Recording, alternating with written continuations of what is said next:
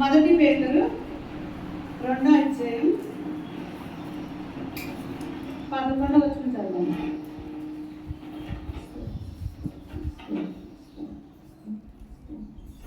ప్రియులారా, మీరు పరదేశులను యాత్రికులనై ఉన్నారు కనుక ఆత్మకు విరోధంగా పోరాడు శరీరాశలను విసర్జించి అన్యజనులు మిమ్మల్ని ఏ విషయంలో దుర్మార్గులను దూషించరో ఆ విషయంలో వారు మీ సత్క్రియలను చూచి వారిని బట్టి దర్శన దినమున దేవుని మహిమపరచినట్లు వారి మధ్యను మంచి ప్రవర్తన గలవారై ఉండవలెనని మిమ్మల్ని బతిమాలుకొనుచున్నాను.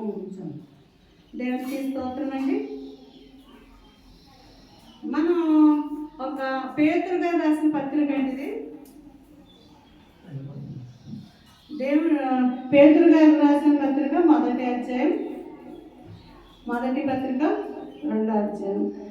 ఏంటంటే ఇక్కడ మనం ఈ లోకములోకి ఎవరము, అసలు మన జీవితం ఏంటి, మనం ఈ లోకానికి ఎందుకు వచ్చాం, మనం ఈ లోకంలో ఏం చేయడానికి వచ్చాం అనేది ఇక్కడ రాశారు. ఈ లోకంలోనంటే మనం పరదేశులమును యాంత్రికులమై ఉన్నామంట. పరదేశులం. మనం ఎక్కడికైనా వెళ్ళామంటే మరలా మన గృహానికి మనం చేరాలి. 10 రోజులు ఉంటాం, నెల ఉంటాం, మనం ఏం చేస్తాం, మన గృహానికి మనం చేరుతాం. అలాగే మనం ఈ లోకానికి దేవుడు మనల్ని ఎలా పండించారంటే పరదేశులు యాంత్రికులమై ఉన్నామంటే ఈ లోకంలో మనం ఇల్లు కట్టుకుంటాం, సంపాదించుకుంటాం, ఆస్తులు సంపాదించుకుంటాం, చదువులు, ఉద్యోగాలు, వ్యాపారాలు, ఎన్నో రకాలుగా మనం పాటలు పడుతుంటాం. కానీ ఇది ఏది కూడా మనం తీసుకెళ్ళలేదు. ఇది ఏది కూడా మనం ఎక్కడికి తీసుకెళ్ళాం పైకి. ఏంటంటే అది అంతా ఇక్కడ వదిలేయటమే.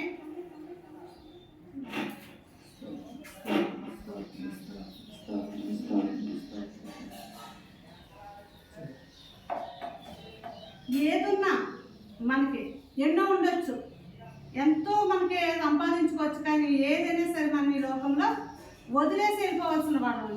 ఏంటంటే దేవుడు మనల్ని ఎందుకు పంపించారు ఈ లోకానికంటే, ఎందుకు మనం ఈ లోకానికి రావాల్సి వచ్చిందంటే ఈ లోకంలో మనం ఎలా ఉండాలి, పరదేశులను యాంత్రికులమై ఉన్నాము కనుక ఆత్మకు విరోధంగా పోరాడు శరీరాశులను విసర్జించి ఆత్మకు విరోధముగా పరిశుద్ధాత్మ దేవుడు మనలో పెట్టిన ఆత్మకు విరోధంగా పోరాడుతూ ఉంటుంది మన శరీరం.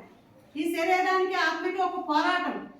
ఆత్మ పరిశుద్ధాత్మ దేవుడు మనలో ఉండి మాట్లాడుతూ ఉంటాడు, నువ్వు అలా వెళ్ళకు, అలా చూడకని. ఈ ఆత్మ అయితే ఈ శరీరం అయితే ఏమంటుందంటే పర్వాలేదు, దేవుడు క్షమించే దేవుడే కదా, కాబట్టి మనం ఏదైనా చేసినా ప్రార్థన చేసుకుందాం అనేసి మన శరీరం మనకు చెప్తాం. ఇక్కడ ఆత్మకి శరీరానికి పోరాటం.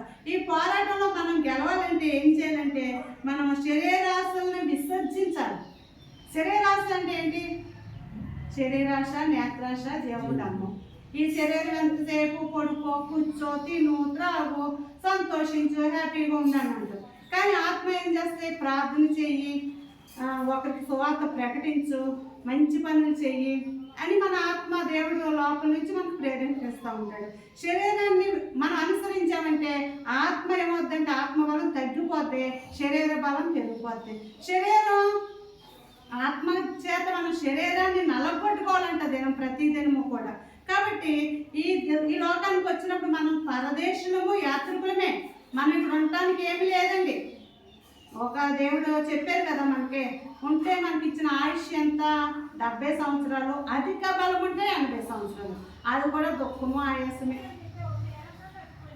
ఒక 50 సంవత్సరాలు, 40 సంవత్సరాలు వచ్చేసరికి ప్రతి ఒక్కరికి ఏంటి, షుగర్లు, బీపీలు, ఎముకలు పాడై ఇంకా రకరకాల దేవుళ్ళు. ఈరోజు నేను వెళ్ళొచ్చాను అక్కడికి, చిన్న వయసే, పిల్లలు కూడా లేరు, పెద్ద బిల్డింగ్, పెద్ద ఆస్తి, ఏమీ లేదు. ఏమి చేయలేం. వెళ్ళేటప్పుడు సరదా సంతోషంగా వెళ్ళిందని చూపించుకొని వస్తాను హైదరాబాద్ అని, వచ్చేటప్పుడు సేవ అయిపోయింది. ఈ లోకంలో ఏది మన కూడా రాదండి.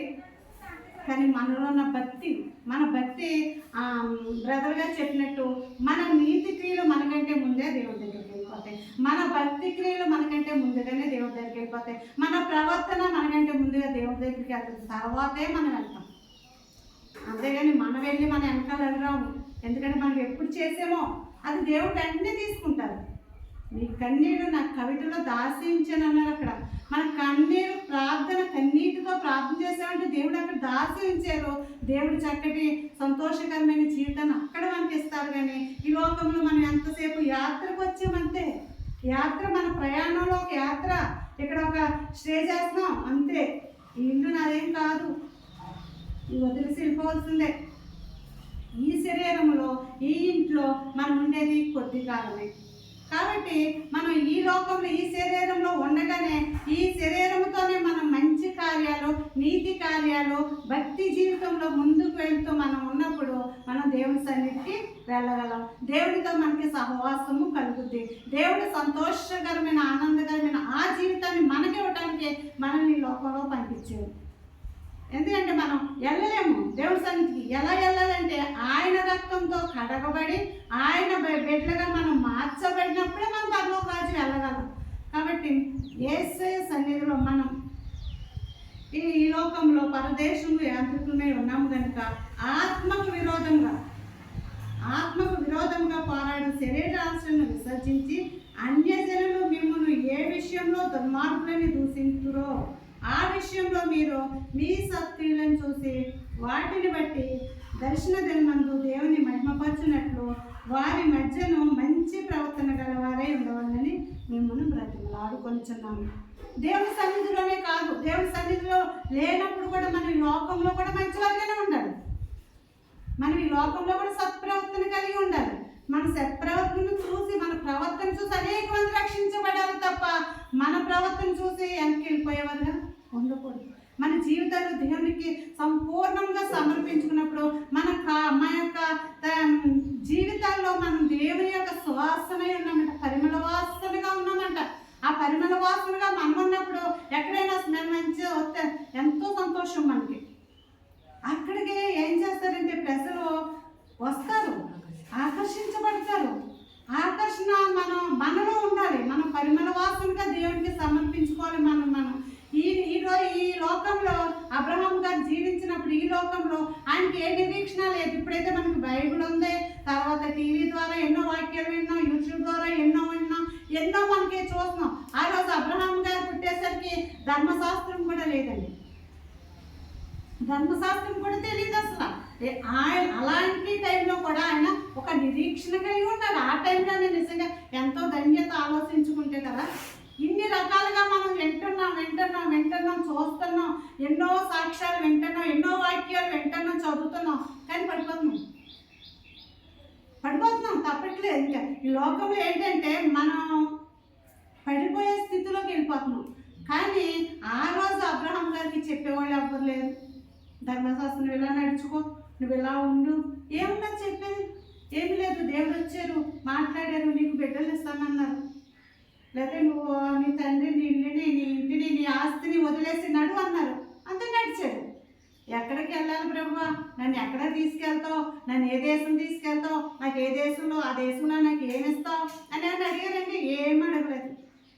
దేవుడు చెప్పేవారు, తన భార్యని సర్దే ప్యాక్ చేసేది వెళ్ళిపోవాలి.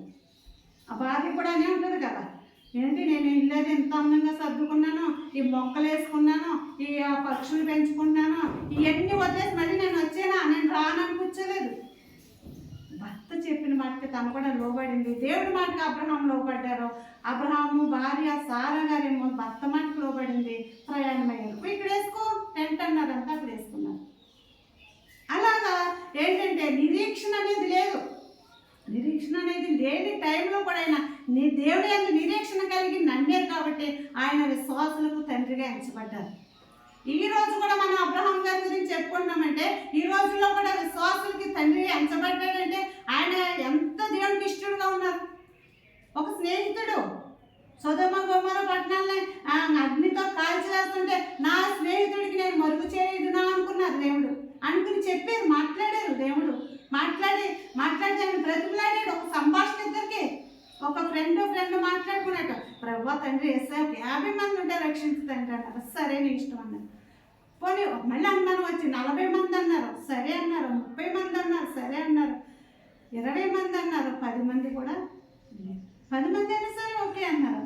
అంత గొప్ప బాండేజ్ దేవునికి అబ్రహాం గారికి ఉండేది ఆ రోజుల్లో. అలాంటి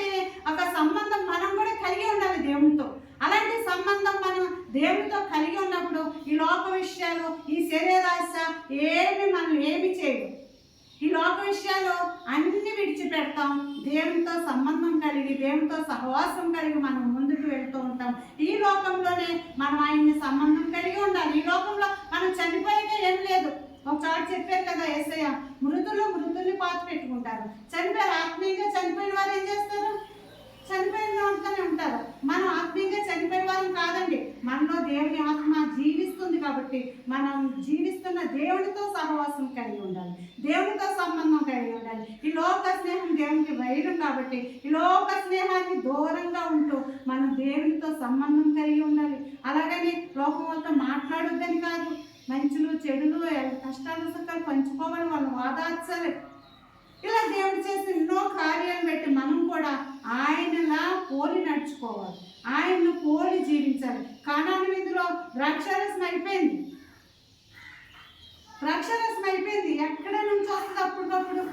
అది ఎన్నో సంవత్సరాల నుంచి ద్రాక్షారసం తయారు చేసి ఉంచుకుంటారంట. పిల్లలు ఉంటే ఇంట్లో అది దాన్ని పొలవబెట్టి ఆ బాణంలో ఉంచి అది ఏదో చేస్తారంట. అలాగా చేయాలంటే ఎక్కడ దొరుకుద్ది? కానీ దేవుడు ఏం చేశారు? తల్లి చెప్పిన మాటకు లోబడ్డారు. వాళ్ళు ఎవరైనా వచ్చి పిలిచారా దేవుని? వాళ్ళు ఎవరైనా వచ్చి చేయమన్నారా? వాళ్ళకి ఎవరైనా తెలుసా ఈయన అద్భుత కార్యాలు చేయగలుగుతాడని? తల్లి చెప్పింది. ద్రాక్షారసం అయిపోయిందంట బాబు అని ఆయన లోబడ్డారో, నింపమన్నారో, బాణలో నింపారు. అంత అద్భుతం జరిగిపోయింది. ఆయన వెళ్ళలేరు, ప్రార్థన చేయలేరు, ఆ వాటర్ని తాకలేరు, తీసుకెళ్ళి ఇమ్మన్నారంటే తీసుకెళ్ళేసరికి అది నీళ్ళు ఏమైపోయింది? ద్రాక్షారసంగా మార్చబడింది. అలా మనం ఈ లోకంలో మన బంధువులకి కానీ స్నేహితులకి కానీ సహాయం చేసుకోవాలి. అలా విడిచిపెట్టమని కాదు, కానీ దేవునికి మన హృదయాన్ని చేయాలి. దేవునితో మన హృదయంలో దేవుని ఎప్పుడు ఆరాధిస్తూ, దేవుని మహిమపరుస్తూ, దేవుని కార్యాన్ని మనం వింటూ మనం చేస్తూ ముందుకెళ్ళాలి. ఎంతో గొప్ప దేవుడు మనకు దొరికాడు. అదే దేవుడు అందరికీ దొరకాలి. దేవుని సన్నిధిలో ఏముందండి? సంపూర్ణ సంతోషం ఉంది. కాబట్టి ఆ సంతోషాన్ని మనం అనుభవిస్తున్నాం. ఏమున్నా ఏం లేకపోయినా మనం సంతోషాన్ని ఎంతో అనుభవిస్తున్నాం.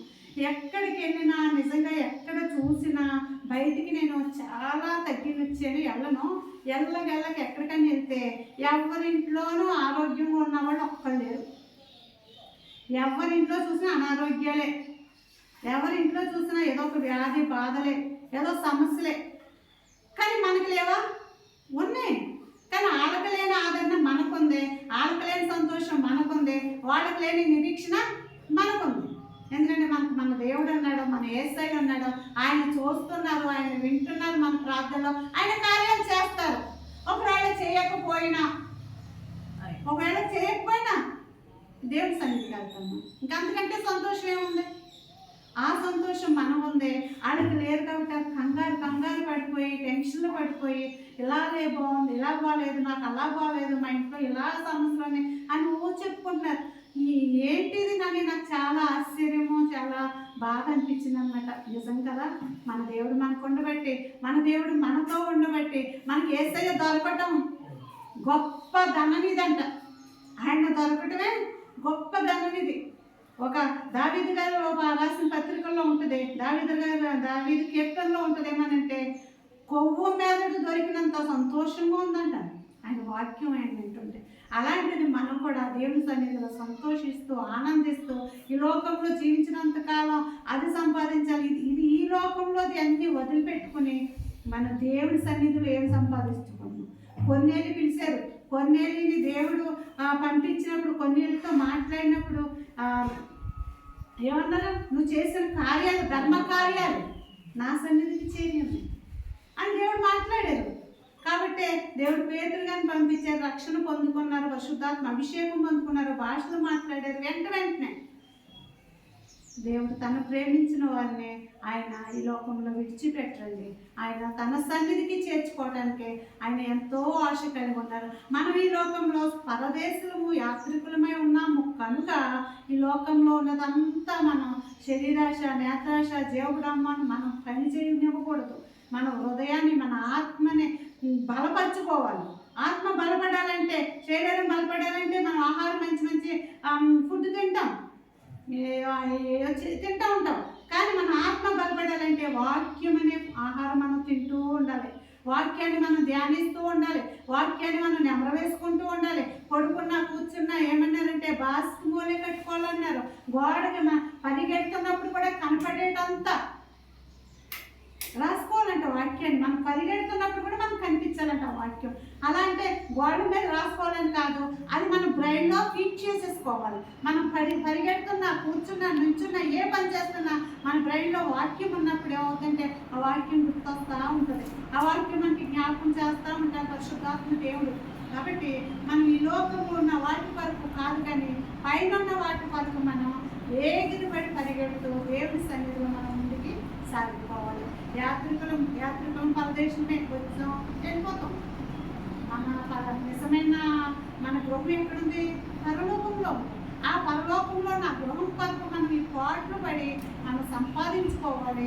కాబట్టి మనది అంతా వ్యర్థమని తెలుసుకుని దేవుని సన్నిధిలో మనం ముందుకి సాగిపోతూ దేవుని అందు ఆత్మ అభిషేకం కలిగి ముందుకి సాగిపోతుంది. దేవుడు చిన్న వాక్యాన్ని మనకు వినికిడిలో భద్రపరుచుకుంటారు. ఆమేన్.